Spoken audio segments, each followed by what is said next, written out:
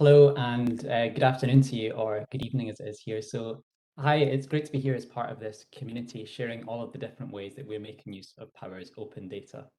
My name's Daniel. My background is in power engineering, but nowadays I'm an educational technologist and I work for a company called Digital Skills Education.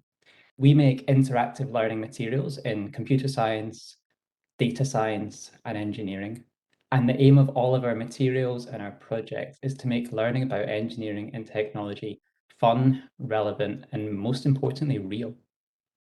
Next slide, please. We created an interactive activity called Plug in the Numbers that utilizes data from Power. It's for school pupils aged roughly 12 and above, and it lets pupils get hands-on with data and explore how much electricity could be generated renewably locally at their own school. We made this because young people really care about the environment and we wanted to give them a tool to get hands-on with real renewables data. Originally, this activity was made to be launched during COP26 as a large-scale live lesson. Now, I live in Glasgow, which was the host city of COP26. I was part of the volunteer team welcoming researchers, activists, politicians from around the world, and it was great to be kind of in the city at that point. We wanted school pupils from across the country to be able to feel part of that conversation about where we're going with renewable energy generation.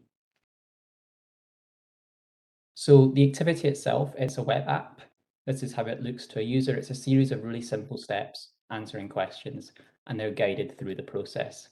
They don't need to be a whiz with Python. They don't need to have anything installed. They don't need to understand how every step of the process works. All they need is a web browser.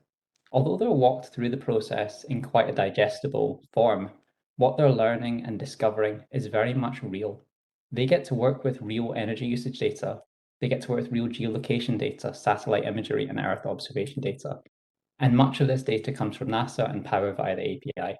School pupils use this data to create a proposal that's going to be representative for a renewable energy system for their school, a solar array. This is exciting and it's really different from your normal physics lesson that might use generic or outdated estimations or assumptions. Next slide, please. So we had hundreds of school pupils tune in live and take part with us over YouTube. What makes it really fun to join live is every time a student grabs some data or calculates something, or they share a kind of an opinion or a fact, we can see their progress, we can give them shout outs, and we can let them watch for their avatar appearing in the activity feed.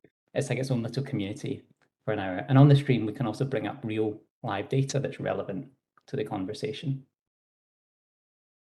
So although we originally intended this activity to be just for Scottish schools, just to run during COP26, we've actually had learners from all continents, well, apart from Antarctica. If there's anyone here that knows someone in Antarctica, it'd be really great if we could have someone on one of the research stations to play it and tick that number off. But on the live stream, we bring up numbers from schools in different areas to explore and question how that data differs.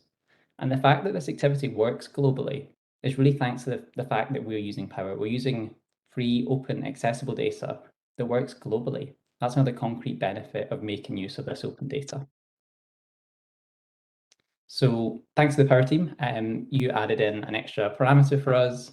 You also helped count the amount of people using it, and also you increased the rate limit. So that meant we haven't had to cap the learners taking part. This activity is now online. It's free for all educators to learn and use.